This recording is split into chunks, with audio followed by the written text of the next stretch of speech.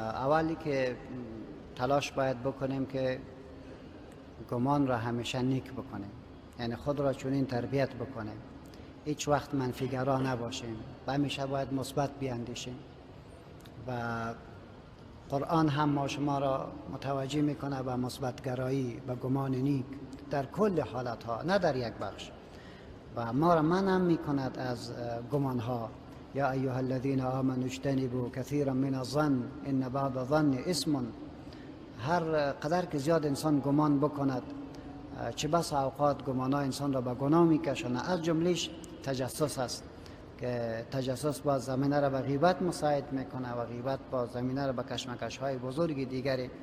بنان اول باید همیشه مثبت بیاندیشیم، مثبت باید بگوییم، مثبت باید فکر بکنیم. یک چیز را که حدسیات در درون ما فکر میکنیم که میشود، قبل از او احتیاط را رعایت بکنیم. یعنی ایجاد گمان را و زمینه را برای گمان باید مساعد نکنیم.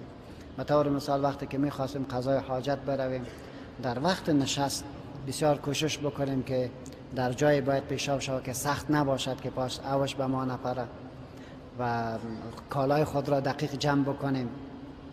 با متانت باید وضو را بشکنانیم. برکه میگردیم زود وضو نکنیم، یک فاصله را قائل شویم در تشناب رفتن و پس آمدن خود. این کارا را کلش رعایت بکنیم تا اصلا زمینه برای گمان مساعد نشود. بعد یگان بار این به مرض تبدیل می شود که انسان در کاری که کرده یک بار متوجه میشه ولی مس سر از یادم رفته، ولی باید خیالم که در این جای یک نقطه از پیشاب وجود داره، ولی فکر میکنم که خلال گوشار از یادم رفته و الی آخره. در رابطه با این چیز اصل حقیقت است.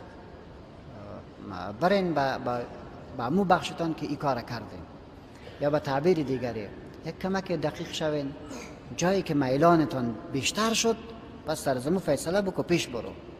یعنی به این معنا که تو مس سر کردی، همیشه میکردی، حالی یک گپی از در ذهنت آمد است، بنان نخواهی که این مرض بیشتر شده برود. و حتی فقهای ما ایره میگد که هرگاه کسی به چنین وسوسه دچار شد، قبل از اینکه تشناب بره کمک اول پیش روی خود بزنه که نگویه که ولد تو باشی اینجا خودتر مانده، اینجا خودتر مانده. زیاد اجازه نتن به همچین کارا و ان شاء الله خداوند متعال قبول میکنه.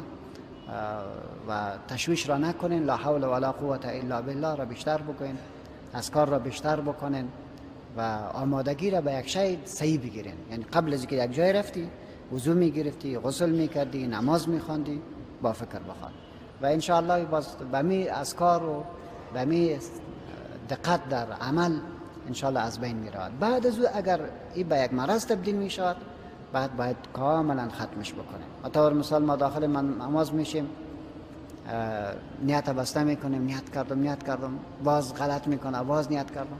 هیچ چیزا صحیح نیست. مطلق نیت به زبان ترک بکو، سپرتو که می آمدی الله اکبر بکو. دقیق شدن؟